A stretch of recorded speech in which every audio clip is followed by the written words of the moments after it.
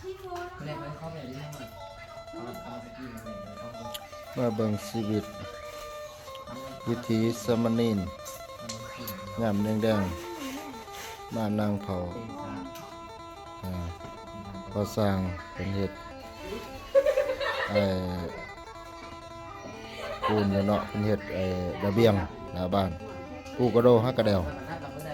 แต่มาบ่ทันมาเป็นเฮ็ดนี่วัดที่ใหญ่มาจำพรรษาที่ได้เขามาจำพรรษามันก็ได้เฮ็ดยากะมากะสามเณรสองดูกก็คือเสี่ยงเหนียงกะสิงโต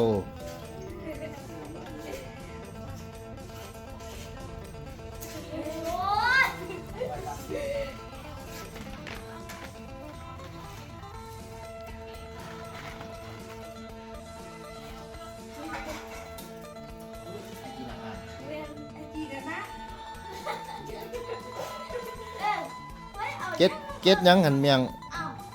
เก็ดหยังก็กินหยังกินแกนตะวันเนาะ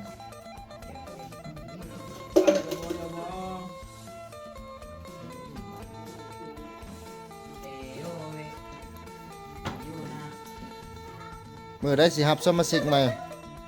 ให้เมียงมื้อใดสิรับสมาชิกจักคนเดี๋ยว2หรือเสือ3ผู้นั่งทั้งขางแนวบ่มันแฟดได้สิไปยิงปลาวันนี้มันสิขับบวชได้อยู่บ่มันสิเคิกไปยิงปลา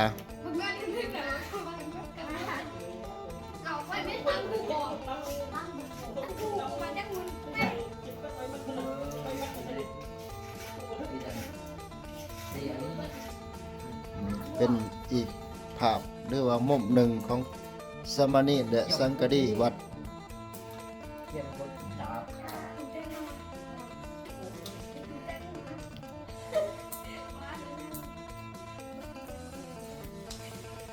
ถ้าแกนเกตในนิตะวัน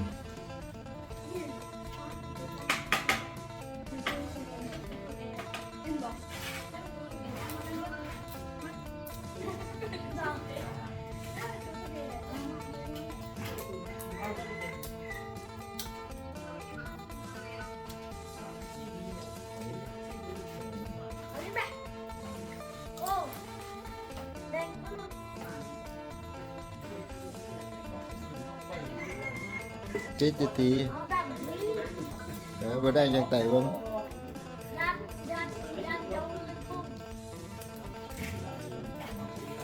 ดอ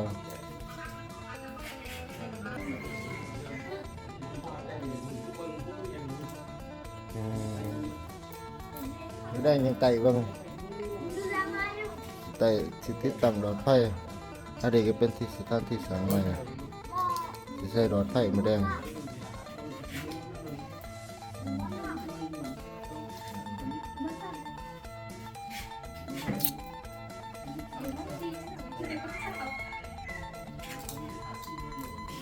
โดน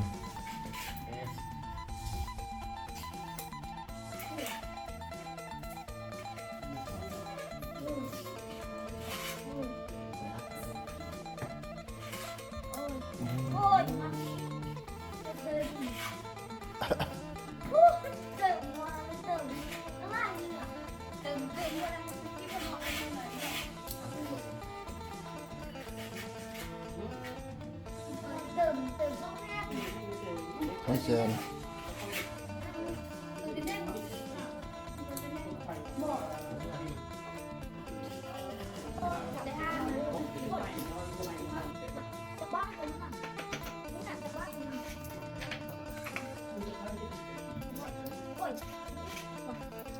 ยุบทำเนี่ยแต่พอใส่กันได้กี่กันนะป่ะจังสว่าง